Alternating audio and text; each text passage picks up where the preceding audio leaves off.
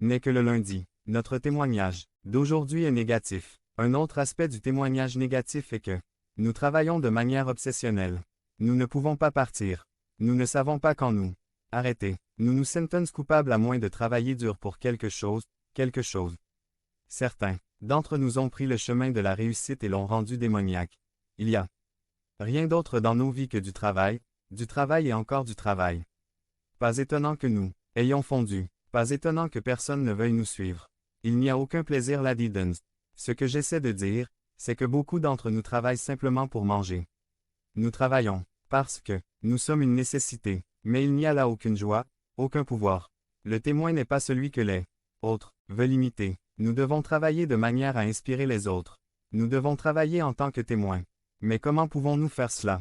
Devenez membre de la chaîne et aidez-nous à propager la parole de Dieu dans le monde entier. Samedi 16 mars 2024. Parlez à Dieu en 5 minutes. Description de la vidéo. Deuxièmement, nous devons nous concentrer sur le royaume de Dieu. Les Écritures nous enseignent que si nous nous concentrons sur l'œuvre du royaume, nous accomplirons toute notre œuvre significative. Si nous nous concentrons sur la façon d'utiliser tout ce que nous faisons pour le royaume, notre travail quotidien sera source de puissance et de joie plutôt que de corvée et de désespoir. Vous voyez, parfois le travail n'est tout simplement pas passionnant, n'est-ce pas?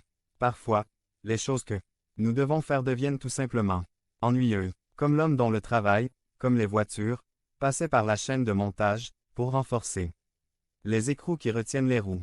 Tout ce qu'il faisait, jour après jour, consistait à installer des roues et à renforcer des écrous. Un jour, il a jeté sa clé et a crié « Si je dois serrer un autre écrou, je serai le prochain. » Point. Parfois, notre travail est si ennuyeux qu'il nous ennuie et nous perdons notre objectif.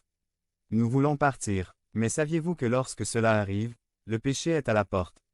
Si vous travaillez pour manger, et c'est tout, et que ce travail devient ennuyeux, il ne vous faudra pas longtemps avant de commencer à vous concentrer sur quelque chose de destructeur. Écoutez ce que Paul dit au verset 11. D'entendre dire que certains d'entre vous vivent dans l'oisiveté, comme de simples occupés à ne rien faire. Les gens comme nous le commandons et les exhortons maintenant dans le Seigneur Jésus-Christ à faire leur travail tranquillement et à mériter son propre vie. Tu ne veux pas cette phrase. De simples gens occupés, qui ne font aucun travail. Cela signifie qu'une fois que nous ne trouvons plus de sens à notre propre travail, nous commençons à jouer avec les autres, nous critiquons, nous nous plaignons, nous essayons de contrôler. Une fois que nous perdons notre motivation, nous nous concentrerons sur les mauvaises choses et deviendrons destructeurs envers les autres. Laissez-moi essayer de rendre les choses un peu plus claires pour vous.